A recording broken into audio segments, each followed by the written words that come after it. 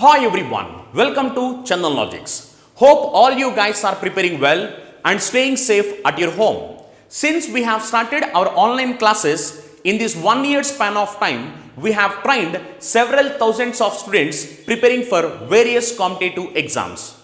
If you want to meet our expert faculty team, you can meet our expert faculty team and we are going to come across with best and unique content which will help you to crack your examinations in a smart way.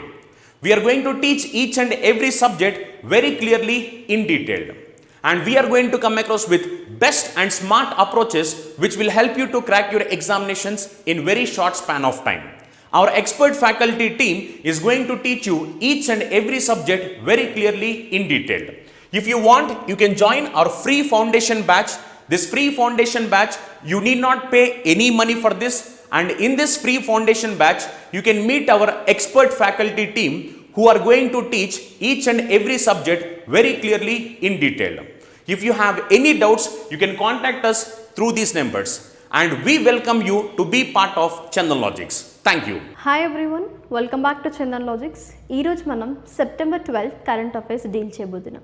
So first ఏంటంటే మనం current అఫైర్స్తో పాటు practice questions ఏవైతే discuss చేస్తున్నామో so ఆ practice questions ఏంటంటే previous year papers ఏవైతే ఉన్నాయో so వాటి బేసిస్ చేసుకొని మీకు ఒక గెస్ట్ క్వశ్చన్స్ కానీ లేదు అంటే జస్ట్ మోడల్ క్వశ్చన్స్ అనేది ప్రిపేర్ చేయడం జరుగుతుంది. సో ఇలాంటి ప్రాక్టీస్ క్వశ్చన్స్ని కానీ డిస్ప్లే చేస్తున్నప్పుడు just consider it as a mock test and మీరు ఆన్సర్స్ అనేది కమెంట్ సెక్షన్లో మెన్షన్ చేయడానికి మ్యాక్సిమం ట్రై చేయండి.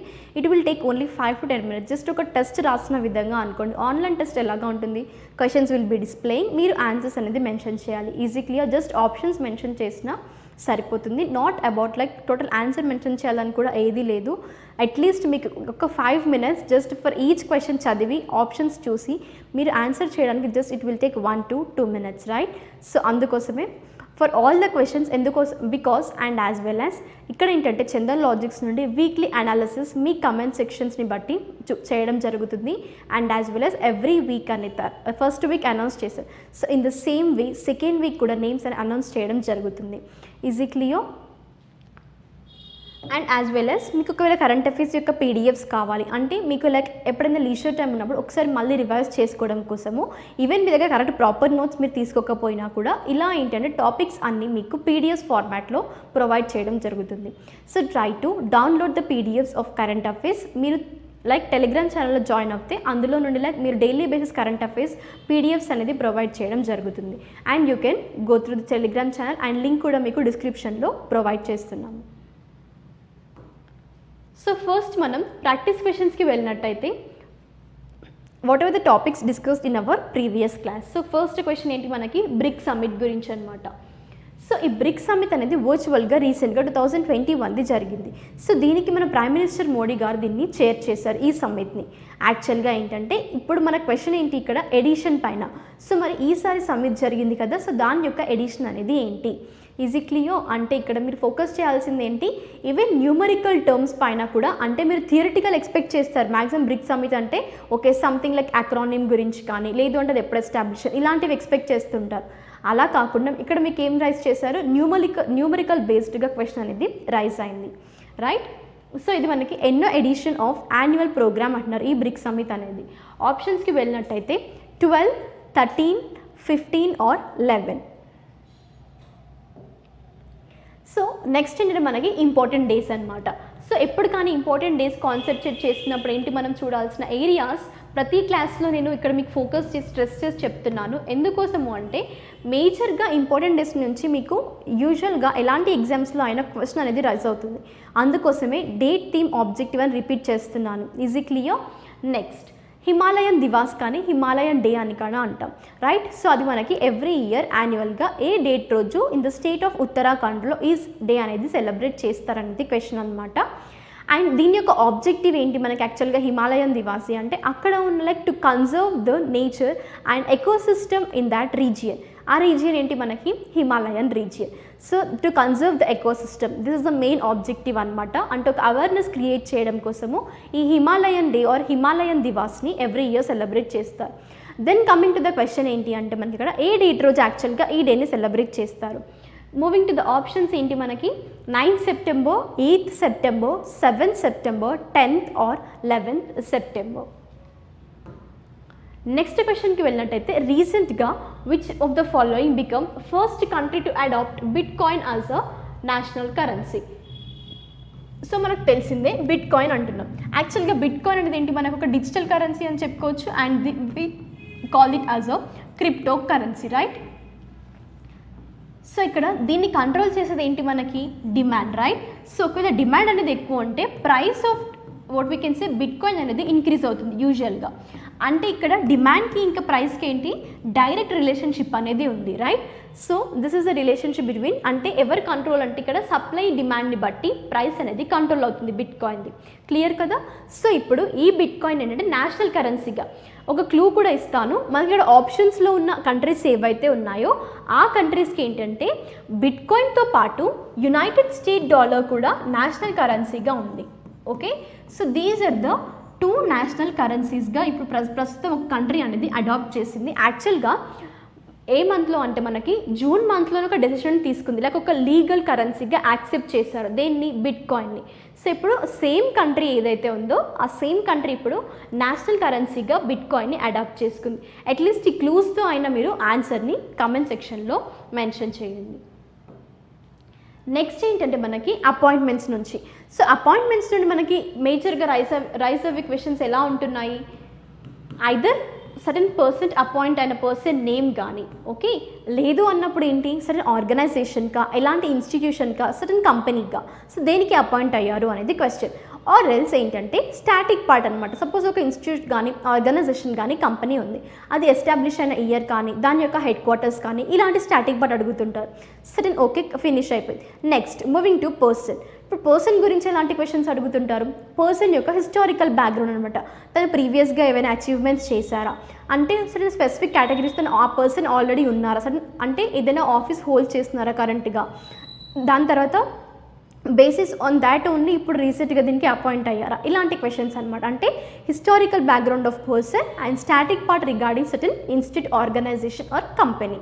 These are the important and areas aspects you have to focus while we are discussing about appointments. Clear kada. So manaki options ki actual question ఏంటంటే మనకి who has been elected as a chairman of assembly of association of supreme audit institution, ఏంటది ASOSAI. యాక్చువల్గా ఒక clue ఇస్తాను నేను మీకు. So first మన ఆప్షన్స్కి వెళ్ళక ముందు క్లూ ఏంటంటే మీకు ఇక్కడ కంట్రోలర్ ఆడిటర్ జనరల్ ఆఫ్ ఇండియాగా ఆల్రెడీ ఆ పర్సన్ మనకి కరెంట్లీగా ఇన్కంబెంట్గా దీనికి అపాయింట్ అయ్యారు అని కూడా చెప్పుకోవచ్చు. సో ఇన్కంబెంట్ ఆఫీసర్ అని చెప్పవచ్చు. ఏంటది controller auditor general of India. And తను అపాయింట్ అయిన ఇయర్ ఎప్పుడు అంటే మనకి 2020లో. సో ఇప్పుడు ఈ సిఏజీ ఆఫ్ ఇండియానే ఈ ASOSAIకి చైర్మన్గా అపాయింట్ అయ్యారు. అట్లీస్ట్ ఈ క్లూ, ఇది డైరెక్ట్ ఆన్సర్ కూడా నేను మీకు 90% ఆన్సర్ ఆల్రెడీ ఇక్కడ ఫినిష్ అయిపోయింది. జస్ట్ ఒక 10% ఏంటి అంటే ఆ పర్సన్ యొక్క నేమ్ మీకు తెలియాలి అంతే. సో ఆప్షన్స్ ఏంటంటే Tushar Mehta, Deepika Das, Suresh N Patel, Sushil Chandra or Girish Chandra Murmu. So next ఏంటంటే క్వశ్చన్ మనకి థీమ్ అనమాట. ఈ థీమ్ దేని గురించి మనకి బ్రిక్స్ సమ్మిట్ గురించి. యాక్చువల్గా బ్రిక్స్ సమ్మిట్ అంటున్నాం రైట్. సో దీని గురించి ఏంటి, మనం ఫస్ట్ మన క్లాస్ స్టార్ట్ చేసినప్పుడు ప్రాక్టీస్ క్వశ్చన్లో ఈ 2021 యొక్క సమ్మిట్ది మనం ఎన్నో ఎడిషన్ అన్నాం రైట్. సో అది పక్కకు పెడితే నెక్స్ట్ ఏంటంటే థీమ్ అంటున్నారు. అంటే ప్రైమ్ మినిస్టర్ మోడీ గారు దీన్ని చైర్ చేశారు. సో అప్పుడు నేను మీకు ఒక క్లూ కూడా అంటే నాకు ఒక ట్రిక్ చెప్పాను అనమాట. యాక్చువల్గా థీమ్ ఎలా గుర్తుపెట్టుకోవాలి అనేది. BRICS at the rate of 15 అని ఉంది. అంటే 15th యానివర్సరీ ఆఫ్ బ్రిక్స్ అనమాట. మనకి బ్రిక్స్ 2006లో ఫామ్ అయింది. ఎప్పుడు అది 2006లో దీన్ని ఎస్టాబ్లిష్ చేశారు. దాని తర్వాత ఏం జరిగిందంటే ఇక్కడ మనకి ఈ ఎట్ ద రేట్ ఆఫ్ 15 అది ఏంటి అంటే 15th యానివర్సరీ బ్రిక్స్ ఎస్టాబ్లిష్ చేసిన తర్వాత ఇది 15th యానివర్సరీ. అందుకోసం BRICS at the rate of 15 ఉంది. కానీ ఇక్కడ మీకు ఎగ్జామినర్ ఎలా ఇస్తున్నాడు, ఆప్షన్స్ ప్రతి దాంట్లో BRICS at the rate of 15 ఉంది. సో అప్పుడు మీకు ఛాన్స్ లేదు. నెక్స్ట్ ఎలా గుర్తుపెట్టుకుంటారు అంటే ఆ రోజు మీకు చెప్పిన ట్రిక్ ఏంటంటే BC³ అనే ట్రిక్ చెప్పాను రైట్. సో అట్లీస్ట్ ఇక్కడ నేను ఆన్సర్ 95% అయిపోయింది. జస్ట్ ఒక 5% మీరు జస్ట్ ఇది వాడేసి ఆన్సర్ చేయండి. ఏంటది BRICS at the rate of 15. So దాని యొక్క థీమ్ అనమాట. స్టార్టింగ్ ఇది కన్ఫ్యూజన్ క్లియర్ అయిపోయింది కదా, అన్ని ఆప్షన్స్లో ఉంది.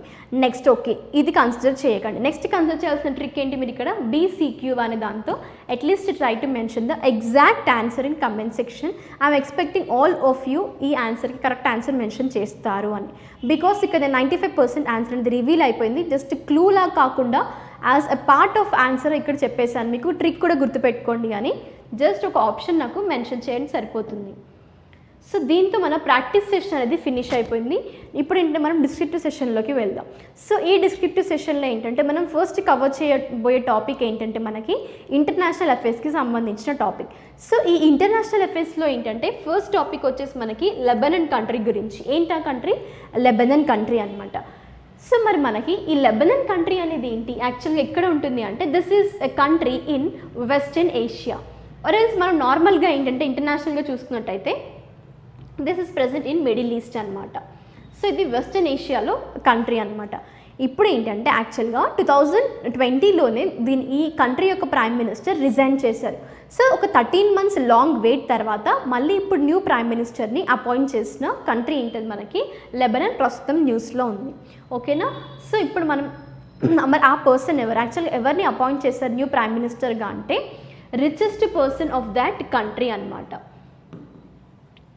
సో ఇట్లా రికగ్నిషన్ కూడా చూసుకోండి. ఆ పర్సన్ యొక్క సర్టన్ లైక్ స్పెసిఫిక్ ఏరియాస్ ఏంటి అంటే richest person of that country called Najib Mikati. So Najib Mikati గారు న్యూ ప్రైమ్ మినిస్టర్గా అపాయింట్ అయ్యారు. తను ప్రీవియస్గా వర్క్ చేసిన ఆఫీసర్స్ ఏంటి అంటే he has been working as a president of council of minister and as well as you can see head of government and the head of council of ministers of Lebanon ప్రీవియస్గా చూసుకుందాం.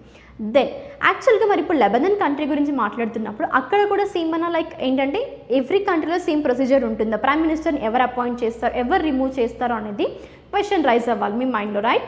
So ఇక్కడ ఏంటంటే మనకి prime minister is appointed and removed by president of Lebanon with no confirmation needed from the parliament, as we have known, and the office holder is always a Sunni Muslim.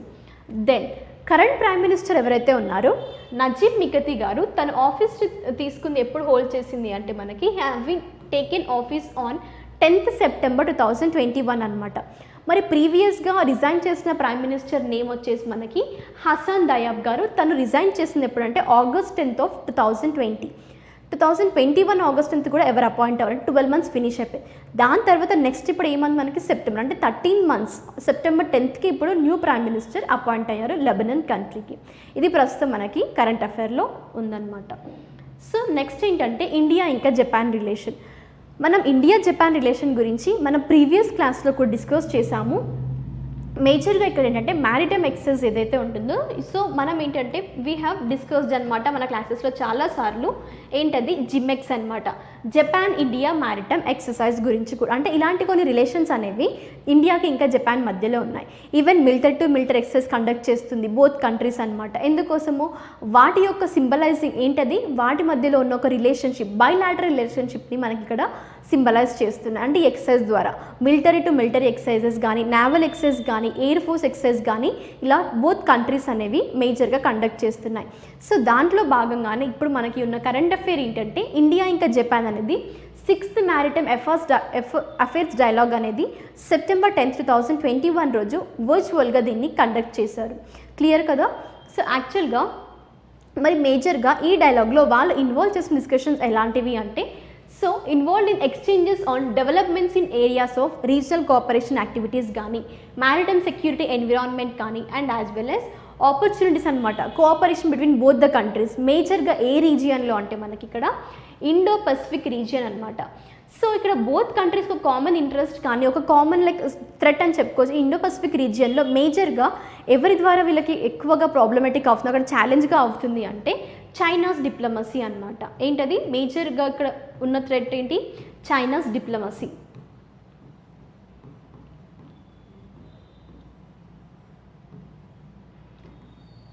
So ఇక్కడ 2 countries face చేస్తున్న problems, అందుకోసమే ఇలా 2 countries ఇలాంటి ఒక affair dialogues కానీ conduct చేస్తూ వాళ్ళు ఇలా వేరియస్ ఒక రిలేషన్షిప్ అనేది స్ట్రాంగ్గా చేస్తున్నారు. ఏంటో కంట్రీస్? ఇండియా ఇంకా జపాన్. ఈవెన్ మన ప్రీవియస్ క్లాస్లో కూడా మనం ఇండియా ఇంకా జపాన్ యొక్క రిలేషన్స్ అనేవి డిస్కస్ చేసాం. ఒకసారి మీ దగ్గర ఆ నోట్స్ అనేది ఉంటే క్లియర్గా మెన్షన్ చేయండి. ఒకవేళ నోట్స్ లేకపోతే ఆఫ్టర్ ద క్లాస్ మీరు ఒక క్లియర్ నోట్స్ అనేది చేయండి. ఇండియాకి ఇంకా జపాన్కి ఇలాంటి ఎక్సైజ్ అంటే సపోజ్ ఇక్కడ ఎగ్జాంపుల్ జిమెక్స్ అని చెప్పాను కదా, సో ఇలా కొన్ని మ్యారిటైమ్ ఎక్సైజ్ కానీ నావల్ ఎక్సైజ్ కానీ యాక్చువల్గా ఎలాంటి ఒక స్ట్రాంగ్ రిలేషన్షిప్ కానీ బాండ్ కానీ ఇండియాకి జపాన్కి మధ్యలో ఉంది. సో ఇలా ఒక క్లియర్ నోట్స్ అనేది చేసుకోండి. ఇంటర్నేషనల్ రిలేషన్స్ అనేవి మీకు వేరియస్ కరెంట్ అఫైర్స్లో యూజ్ అవుతుంటాయి. స్టాటిక్ పార్ట్ ఒకసారి మీ దగ్గర ఉంటే అది ఎవ్రీ టైం మీకు యూజ్ అవుతుంది. అండ్ యాక్చువల్గా ఇక్కడ మనం 6th మ్యారిటైమ్ అఫైర్స్ డైలాగ్ అంటున్నాం కదా, సో ఇది ఫస్ట్ రౌండ్ ఎప్పుడు స్టార్ట్ అయింది అంటే యాక్చువల్గా this was held in the year 2013లో న్యూఢిల్లీలో యాక్చువల్గా ఇది ఫస్ట్ రౌండ్ అనేది జరిగింది. సో ఇప్పుడు 2021లో సెప్టెంబర్ 10th రోజు జరిగింది ఏంటంటే ఇండియాకి జపాన్కి మధ్యలో 6th మ్యారిటైమ్ అఫైర్స్ డైలాగ్ అనమాట. సో నెక్స్ట్ మనం సైన్స్ అండ్ టెక్నాలజీకి వెళ్ళినట్టయితే CoWIN develops new API called KYC VS. So ఇక్కడ కేవైసీ విఎస్ అంటున్నాం. యాక్చువల్గా కేవైసీ విఎస్ అనేది ఏంటి అంటే know your customer or clients vaccination status. అంటే ఇక్కడ ఫస్ట్ మీరు తెలుసుకోవాల్సింది అంటే ఇదివరకు మనకి కోవిన్ యాప్ అనేది దేనికోసం ఉంది, సెంట్రల్ గవర్నమెంట్ అనేది ఈ అనౌన్స్ చేసింది ఏంటంటే ఆధార్ లింక్స్ అథెంటికేషన్ సిస్టమ్ అనమాట. ఎప్పుడు అది మనకి సెప్టెంబర్ 10th రోజు. ఎందుకోసము అంటే to access the covid vaccination status of an individual on the CoWIN platform. So మనకు తెలిసిందే కోవిన్ ప్లాట్ఫామ్ ఏంటంటే మేజర్గా ఈ వ్యాక్సినేషన్ కోసం రిజిస్ట్రేషన్ పర్పస్గా కోవిన్ యాప్ని సెంట్రల్ గవర్నమెంట్ లాంచ్ చేసింది. సో ఇప్పుడు దాంట్లో భాగంగానే ఈ know your like customer or client vaccination status అనేది ఎలా అంటే యాక్చువల్గా పర్సన్ యొక్క మొబైల్ నంబర్ ఏదైతే మనకి రిజిస్ట్రేషన్ టైంలో చేశారో సో సేమ్ నెంబర్ ఎంటర్ చేయాలి మొబైల్ నంబర్. దాని తర్వాత ఒక ఓటీపీ అనేది యాక్చువల్గా ఇక్కడ వెరిఫైయింగ్ ఎంటిటీ లాగా వర్క్ చేస్తుంది. Easy clear. సో ఆ వెరిఫైయింగ్ ఎంటిటీ ఓటీపీ ద్వారా వస్తే ఒక స్టేటస్ అనేది చూపిస్తుంది. సో ఆ స్టేటస్ ఎలాగా మనం అంటే మన వ్యాక్సిన్ స్టేటస్ ఎలా తెలుసుకోవచ్చు అంటే అక్కడ అది ఎలా చూపిస్తుంది అంటే ఒక 3 digits చూపిస్తుంది అనమాట. ఓకేనా, ఆ 3 digits సింగిల్ డిజిట్స్ అనమాట 0, 1 and 2.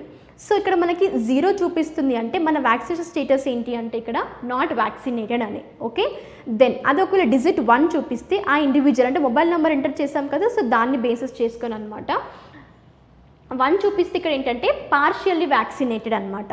దెన్ 2 చూపిస్తే ఏంటి ఇంకా మనకి ఇక్కడ ఫుల్లీ అంటే ఫస్ట్ అండ్ సెకండ్ డోస్ కూడా ఫినిష్ అయిపోయింది, ఫుల్ వ్యాక్సినేషన్ అనేది జరిగింది అని. సో ఇది ఒక స్టేటస్ రిపోర్ట్ అనమాట. అంటే మనకి ఇక్కడ వ్యాక్సిన్ స్టేటస్ కూడా ఎలా తెలుసుకోవచ్చు అనేది జస్ట్ ఒక క్లియర్ ఇన్ఫర్మేషన్. నెక్స్ట్ ఏంటంటే మనకి ఇక్కడ ఏపీఏ అన్నాం. యాక్చువల్గా ఏపీఏ అనేది ఏంటి మనకి ఇక్కడ అప్లికేషన్ ప్రోగ్రామింగ్ ఇంటర్ఫేస్ అనేది KYC VS vaccination status. Clear కదా.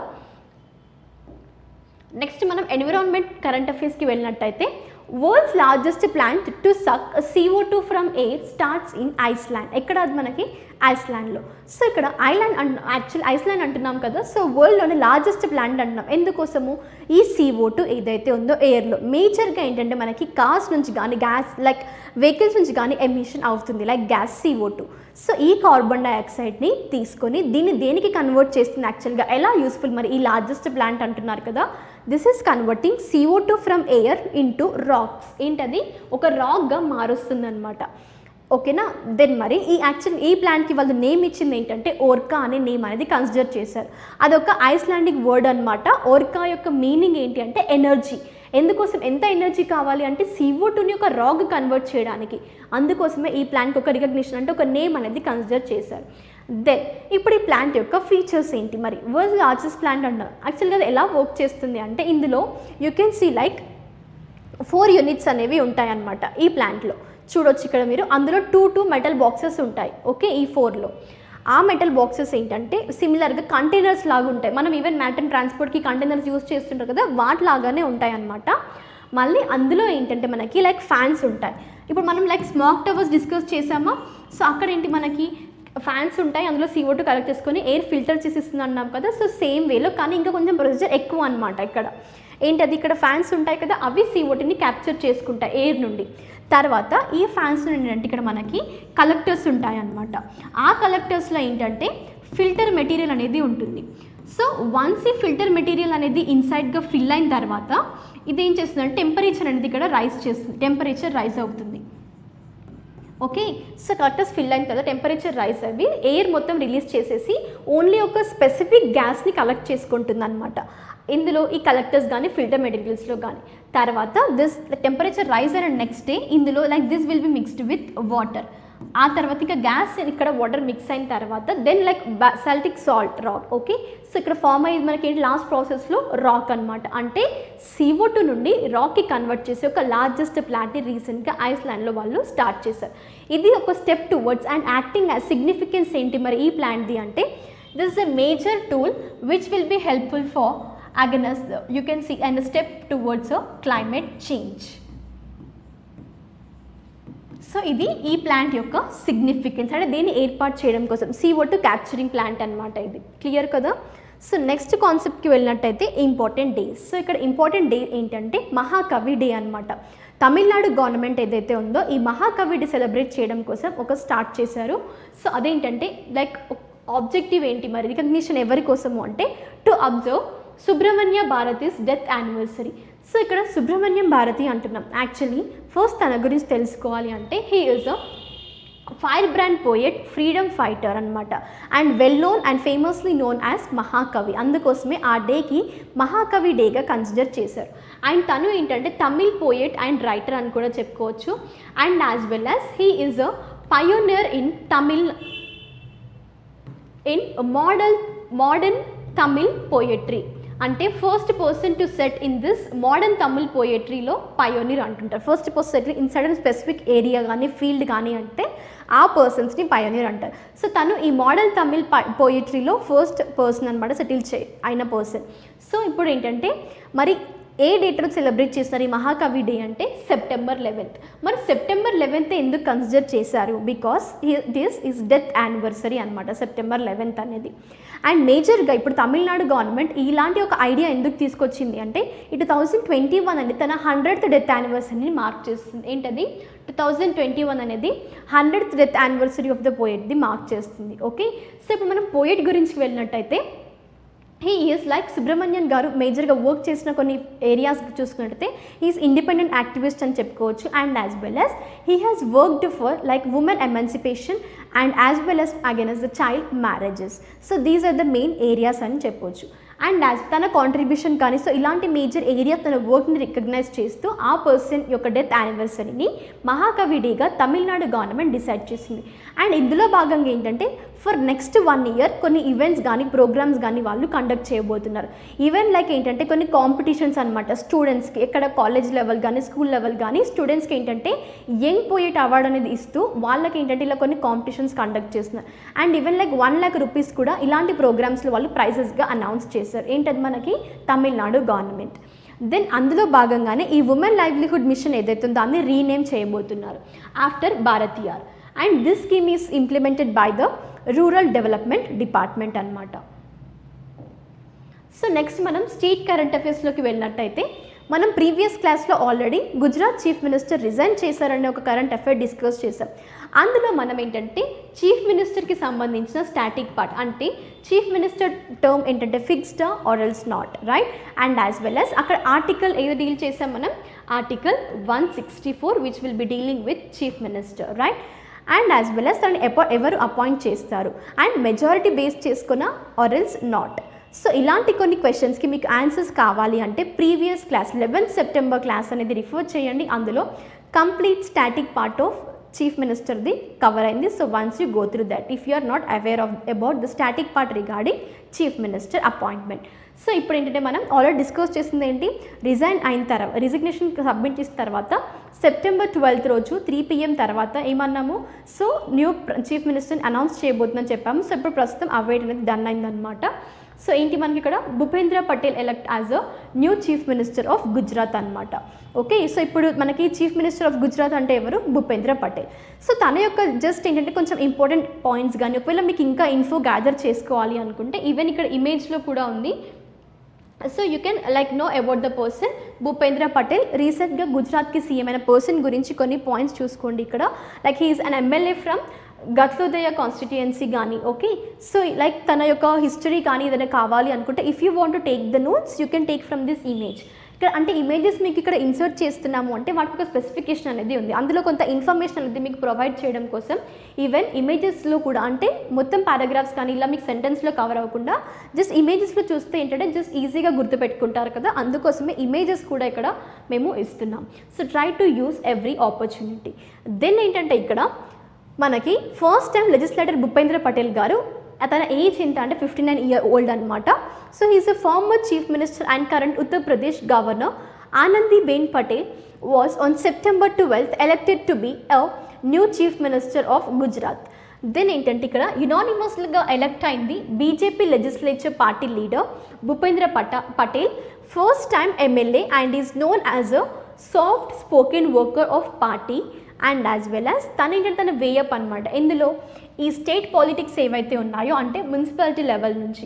So that is the main objective అనమాట. అంటే బేసిక్ నుండి తను ఈవెన్ మున్సిపాలిటీ లెవెల్ నుండి ఇప్పుడు సడన్గా ఒక గుజరాత్ సర్టన్ స్టేట్కి తను ఇప్పుడు న్యూ చీఫ్ మినిస్టర్గా అపాయింట్ అయ్యారు. So you can know here image కూడా ఇక్కడ పాసిబిలిటీ ఉంది. So once you go through it. And static part కావాలి చీఫ్ మినిస్టర్ గురించి అంటే 11 September కరెంట్ అఫైర్స్ని కవర్ చేయండి. So now we have came end of our class. సో ఇంకా ఈ సెషన్ని ఎండ్ చేయాలి కాబట్టి ఈరోజు మీరు ఫోకస్ చేయాల్సిన concepts India and Japan relations, make a complete notes అనమాట. మీకు అది like maximum number of times ఎప్పుడు కానీ ఇంటర్నేషనల్ రిలేషన్స్ ఒక 2 countriesకి అంటే ఇండియాతో మేజర్గా ఏంటంటే ఇండియాతో ఉన్న వేరే అదర్ కంట్రీస్కి ఎలాంటి ఒక రిలేషన్షిప్ అనేది ఉంది. సో ఇలా మీరు ఒక ఐడియా కానీ నోట్స్ కానీ మీ దగ్గర ఉంటే ఫర్దర్ మీకు ఇంకా ప్రిపరేషన్లో చాలా యూజ్ అవుతుంది. So once you go through it. Thank you everyone. We will meet you in the next class. Until that, stay tuned and stay safe, stay home in this pandemic situation.